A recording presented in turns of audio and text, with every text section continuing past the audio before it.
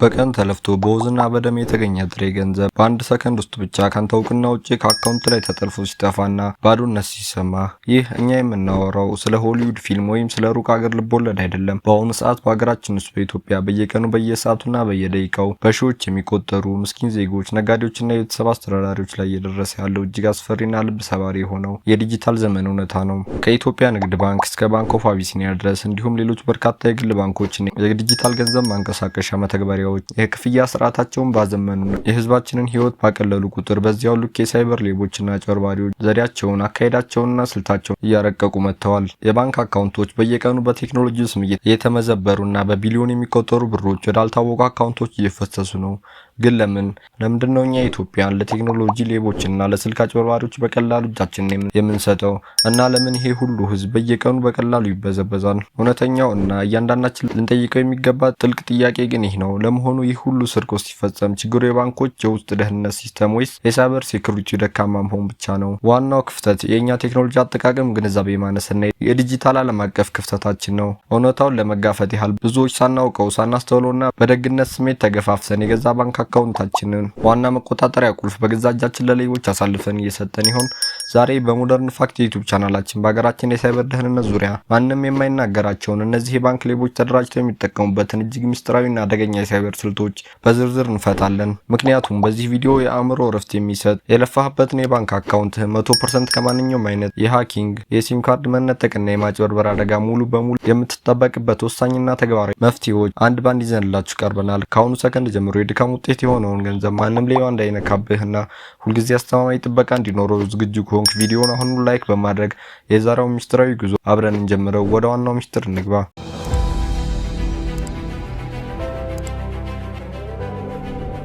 በሀገራችን የሚገኙ ባንኮች ራሳቸው በቢሊዮን የሚቆጠሩ ዶላሮችን በማጥፋት ሰፊ የቴክኖሎጂ ዝመናዎችን ቢያደርጉም በኢትዮጵያ የሳይበር ደህንነት ኤጀንሲ ወይም ኢንሳ እና በተለያዩ የሚኒስቴር መስሪያ ቤቶች ጥናታዊ ሪፖርት መሰረት ዋነኛው የገንዘብ መጥፋት ክፍተት ባንኮቹ በቀጥታ ሰብሮ መግባት ወይም ዳይሬክት ሲስተም ሃኪንግ አይደለም። ይልቁንም በሀገራችን ከ90 በመቶ በላይ የሚሆነው የገንዘብ ስርቆት የሚፈጸመው ሶሻል ኢንጂነሪንግ ወይም ማህበራዊ ማጭበርበር በሚለው እጅግ ረቂቅ ስልቶች ሰዎችን በስነ ልቦና ማታለል ነው።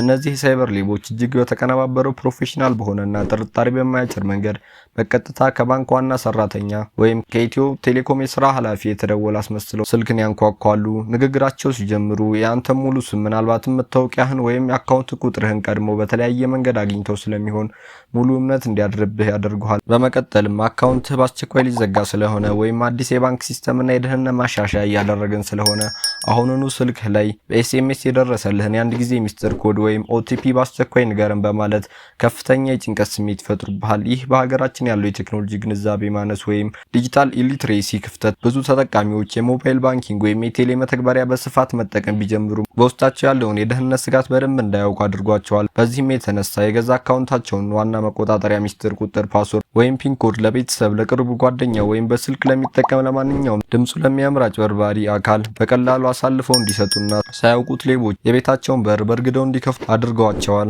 ነገር ግን ታሪኩ በዚህ ብቻ አይበቃም። ከቅርብ ጊዜ ወዲህ ደግሞ ሲም ስዋፒንግ ወይም የስልክ ቁጥር መነጠቅ የተባለ እጅግ አደገኛው ውስብስብ ስልት ሌላኛው ትልቅ አስፈሪ የሳይበር ስጋት ሆኖ ብቅ ብሏል።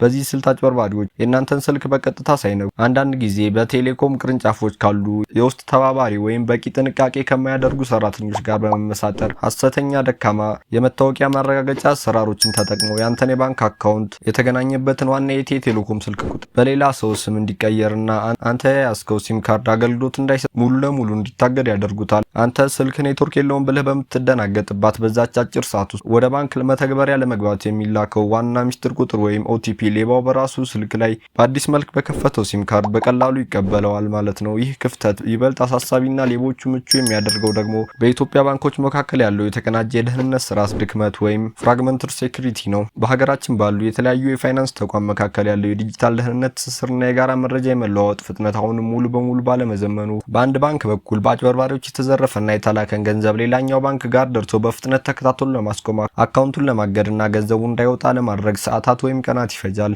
ይህ በባንኮች መካከል ያለው የጊዜ መዘግየትና የኔትወርክ አለመቀናጀት ደግሞ ለሳይበር ሌቦች የሰረቁትን ገንዘብ በፍጥነት በተለያዩ አካውንቶች አዘዋውሮ ለማውጣት ትልቅ መፈንጫ ቀዳዳና ምቹ ምሽግ ፈጥሮላቸዋል። ይህንን ሁሉ አደገኛ የሳይበር ወጥመድና የተንኮል አሰራር አስቀድመን በመረዳት የለፋንበትን ጥሬ ገንዘብና የባንካችንን አካውንት 100% ሙሉ በሙሉ አስተማማኝ በሆነ መንገድ የምንጠቀምባቸው ተግባራዊ እርምጃዎች ግን እጅግ ቀላልና እያንዳንዳችን ልናደርጋቸው የምንችላቸው ናቸው።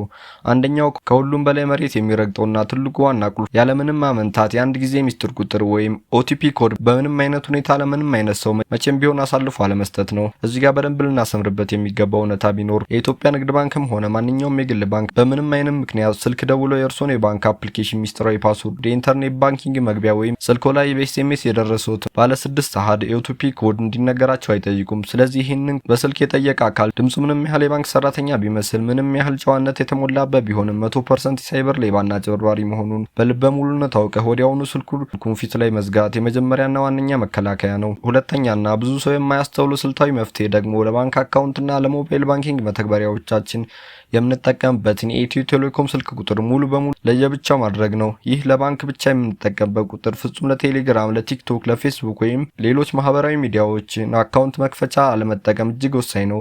ይህን ስታደርግ ሌቦች ያንተን ሶሻል ሚዲያ በመንተራስ ስልክ ቁጥርህን በቀላሉ እንዳያገኙና ሲም ካርድህ በቴሌኮም በኩል ተለይቶ የመታለፍ የመመዝበር ወይም የመነጠቅ እድል ሙሉ በሙሉ ያጠበዋል። ሶስተኛና በፍጹም ልታዘገየው የማይገባው ወሳኝ የደህንነት መረጃ በሁሉም ባንክ አፕሊኬሽኖች ላይ ብቻ ሳይሆን በዋና የቴሌግራም አካውንት ላይ ጭምር እጅግ ጠንካራና በቀላሉ የማይገመት ፓስወርድ ማዘጋጀት ነው። በመጨረሻም በማንኛውም ጊዜና ሰዓት መጠነኛ ቢሆንም ጥርጣሬ ሲኖርህ፣ ለምሳሌ ካልታወቀ የተለያየ ስልክ ቁጥር በተደጋጋሚ ጥሪዎች ሲመጡብህ፣ ስልክ በድንገት ያለምንም ምክንያት ኔትወርክ ሙሉ በሙሉ አጥቶ ሲዘጋ ወይም ስልክ ላይ በፍጹም ያላዘዝከውና ያልፈቀድከው የብር መውጣት የኤስኤምኤስ መልእክት በድንገት ብቅ ሲል ሳታመነታ ወዲያውኑ ወደ ባንኮች ነጻ የስልክ ጥሪ ማዕከል ማለትም ወደ ንግድ ባንክ 951 ወይም ወደ ባንክ ኦፍ አቢሲኒያ 8397 ወይም ወደምትጠቀምበት የባንክ ደንበኞች አገልግሎት በቀጥታ በመደወል አካውንትን በአስቸኳይ እንዲታገድና እንዲዘጋ በማድረግ ህይወት አዳኝና ንብረት ታዳጊ የሆነ የመጨረሻ ትልቅ መፍትሄ ነው። ቴክኖሎጂ ህይወታችንን ሲያቀል እኛም በዚሁ ልክ ንቁ ሆነን ራሳችንን መጠበቅ የሁላችን የቤት ስራ ሊሆን ይገባል።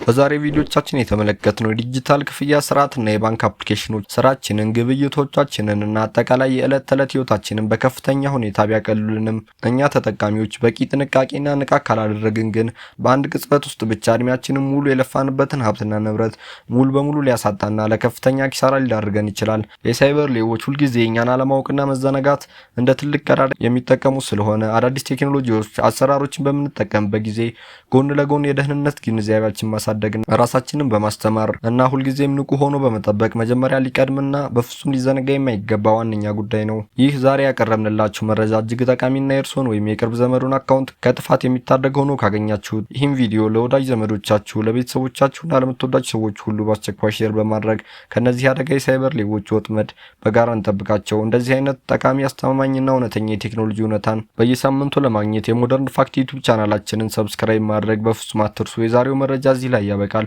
በቀጣይ በሚገርምና ይበልጥ በሚያስተምር አዲስ ቪዲዮ በድጋሚ እስክንገናኝ ድረስ ሁላችሁም በያላችሁበት ሰላም ቆዩን። ለዛሬው በዚሁ አበቃን። ሰላም።